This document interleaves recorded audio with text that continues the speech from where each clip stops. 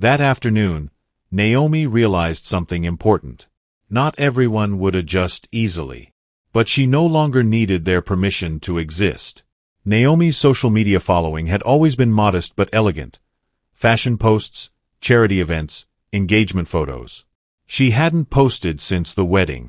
That night, she made a decision. She uploaded a photo. No filters. No makeup.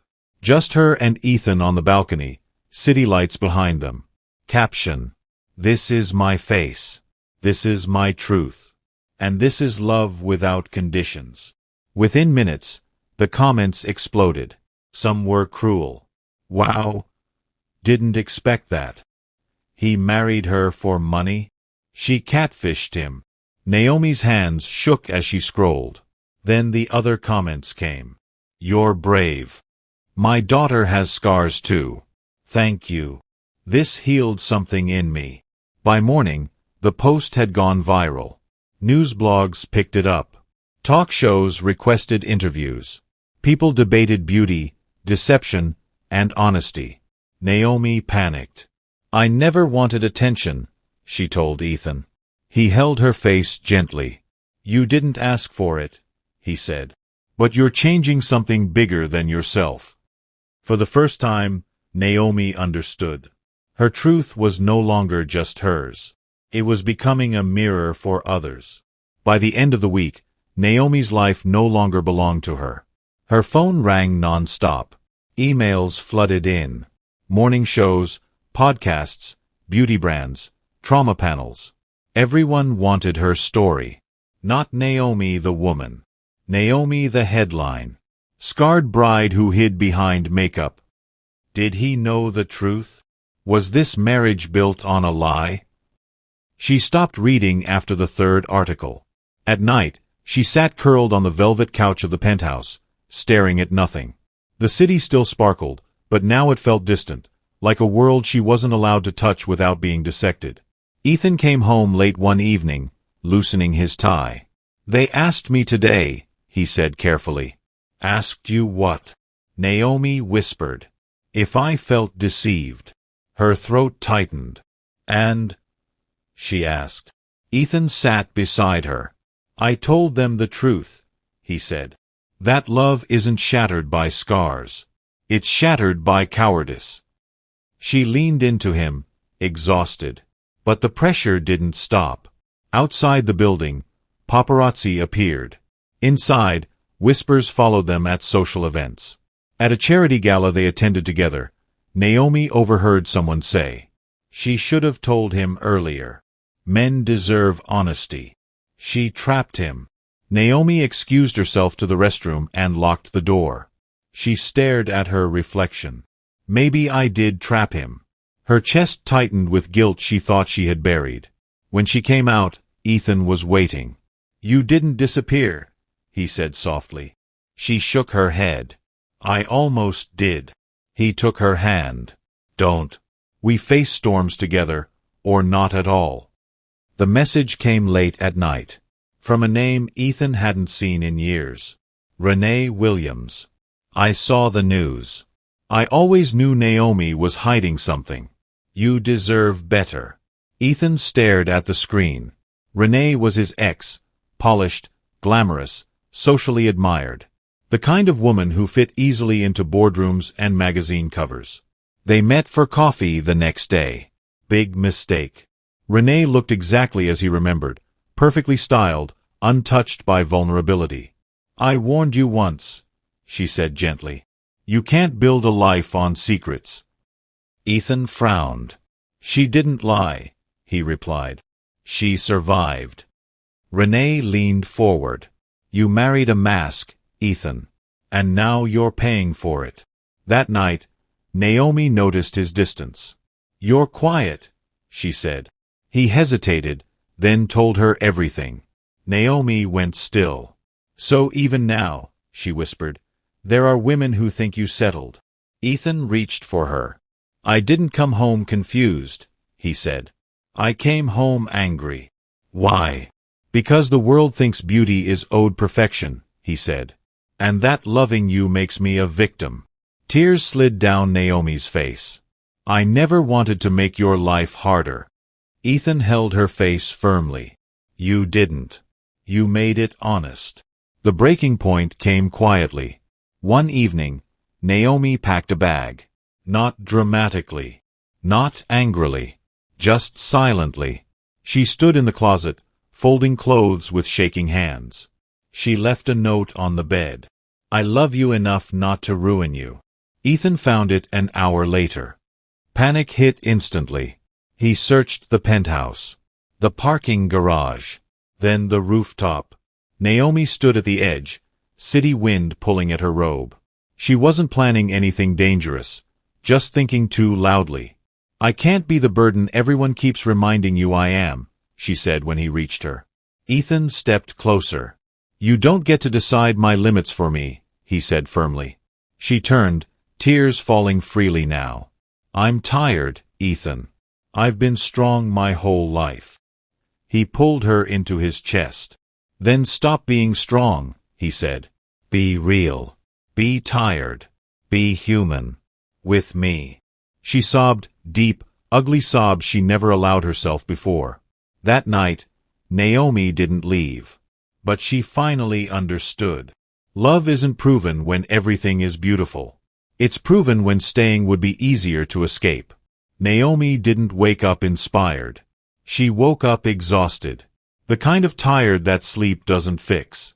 She sat at the edge of the bed, staring at her hands.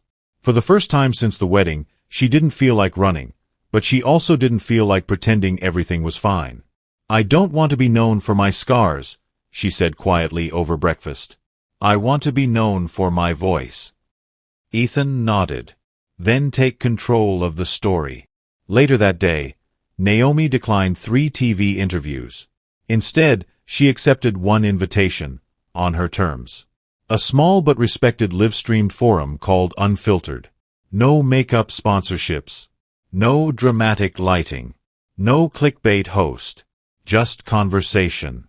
She sat on a simple stool, barefaced, dressed in a neutral silk blouse and tailored pants.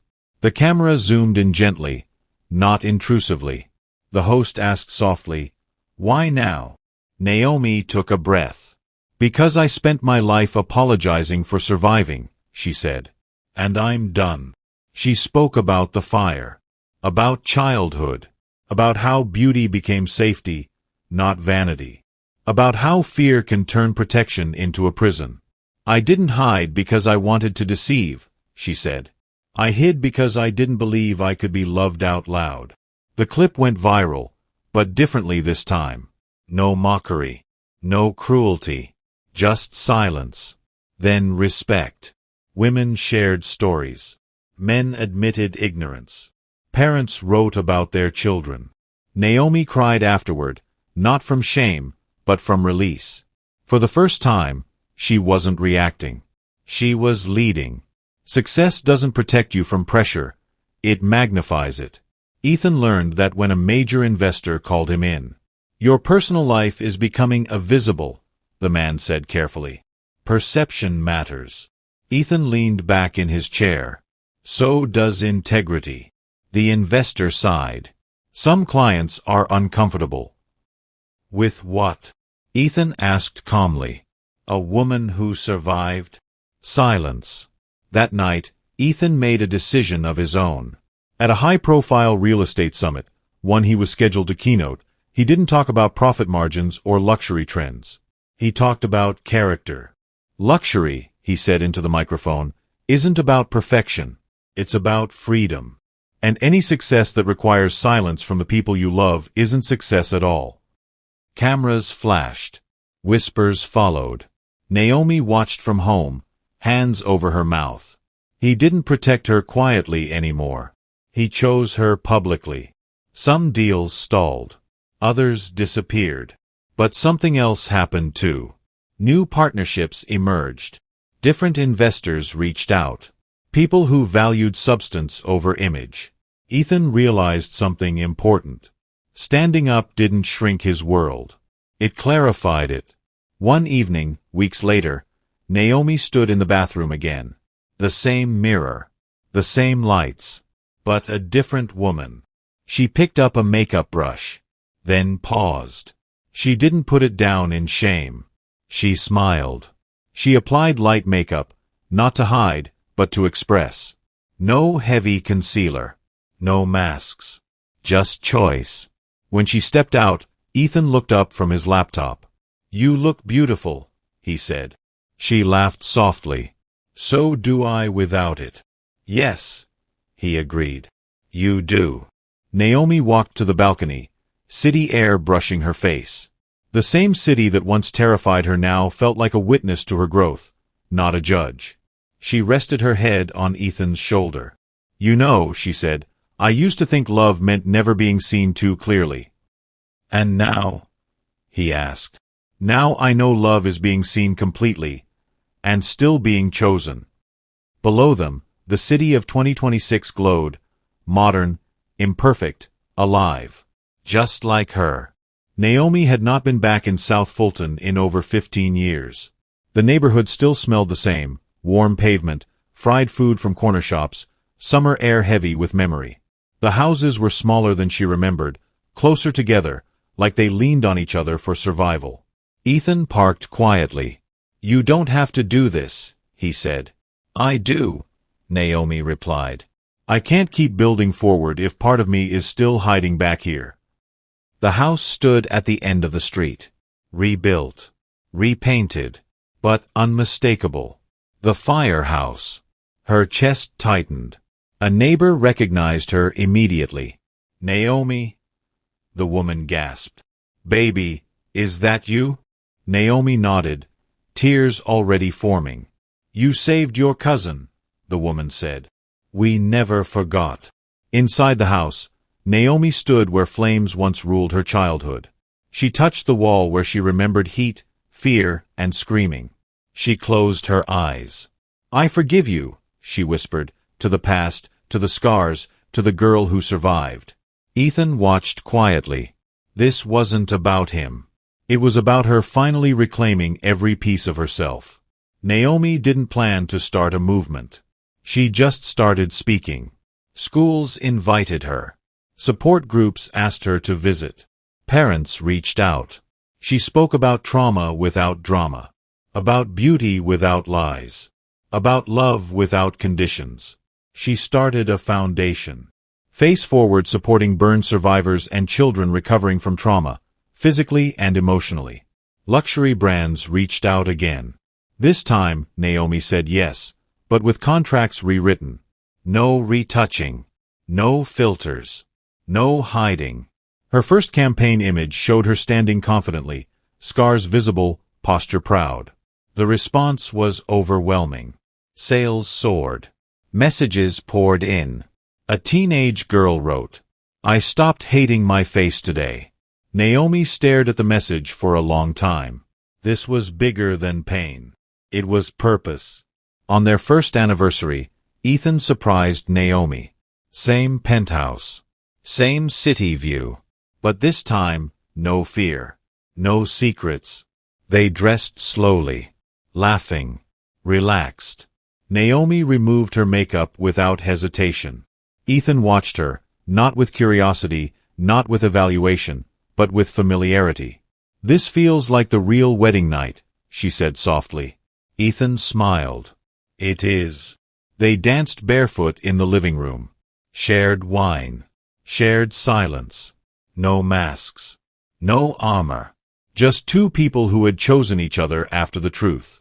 As they stood by the window, Naomi rested her head on his chest. "I thought love meant being flawless," she said.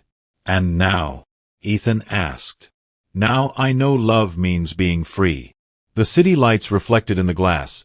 Imperfect, scattered, brilliant. Like her. The questions still came. It always would. They were at a luxury fundraising dinner in Los Angeles. Crystal chandeliers, tailored suits, soft jazz floating through the air. Naomi wore a sleek black gown, makeup light and intentional. Her scars were visible. Untouched. A woman approached her near the balcony. "I hope you don't mind me asking," she said carefully, lowering her voice. "But, do you ever wish things had been different?" Naomi smiled. Not politely. not defensively. A woman approached her near the balcony. "I hope you don't mind me asking," she said carefully, lowering her voice, "but do you ever wish things had been different?" Naomi smiled. Not politely. Not defensively. Honestly. "I used to," she said. "Every single day." The woman nodded, relieved she wasn't offended. "And now?" she asked.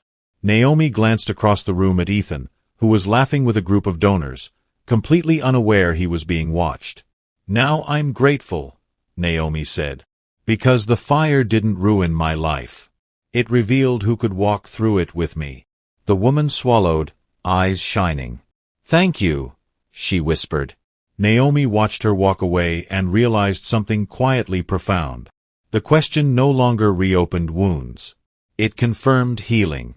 By late 2027, the headlines slowed. There was always a new story, a new scandal, a new face. Naomi welcomed the quiet. She and Ethan spent more evenings at home now, cooking together, hosting small dinners, laughing without an audience. The penthouse no longer felt like a stage. One night, as rain streaked the windows, Ethan asked, "Do you ever miss the woman you were before?" Naomi considered it. "I miss her strength," she said. "But I don't miss her fear." She turned to him. "And you?" He smiled softly. "I don't miss the man who thought control was safety." They had both changed. Not dramatically, not loudly, but deeply. That was the kind of change that lasted. One quiet morning, Naomi stood in front of the mirror again. Not for an event. Not for a camera. Just because. She traced the scar along her cheek with her finger, not with sadness, but with familiarity. Like touching a chapter in a book she had finished reading but would never forget. She smiled at her reflection. "You made it," she whispered. Not because she was admired. Not because she was loved. But because she no longer hid from herself. From the other room, Ethan called out, "Coffee's ready." She walked away from the mirror without a second glance. Years later, Ethan was asked during a quiet interview, "What was the hardest part of loving your wife?" He didn't answer immediately. Then he said, "Unlearning what I thought beauty meant." He smiled. "I thought love was about discovering someone slowly. I didn't realize sometimes love is about staying when the discovery comes all at once." He paused. "The night I saw Naomi without her makeup, I thought I was seeing something taken away."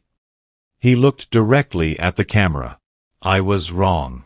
I was finally seeing everything she survived to give. She never took off her makeup until their wedding night. And he never knew who she really was. Until she stopped hiding. And he chose her anyway."